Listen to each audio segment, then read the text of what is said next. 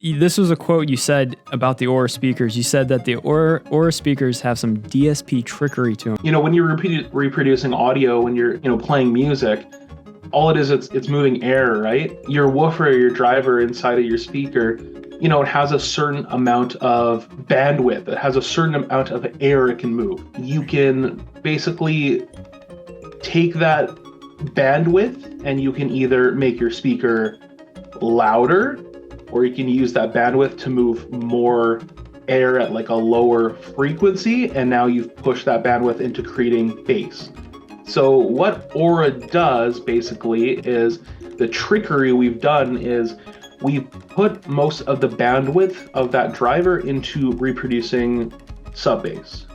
The speaker itself is a near-field speaker, so it doesn't need to go super loud. So basically, instead of having a speaker that cranks up really loud and taking all that bandwidth into volume, we have a speaker that gets a little bit less loud and takes all that bandwidth into creating bass. Mm-hmm. So that's kind of what you can do with DSP. I wish I had like a little graph to show you, but if you can just think about it at home. If a speaker has a if it rolls off the bass, all speakers at a certain point, they kind of run out of steam.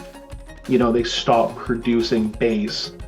What happens is, there's this like kind of this roll off, this graph.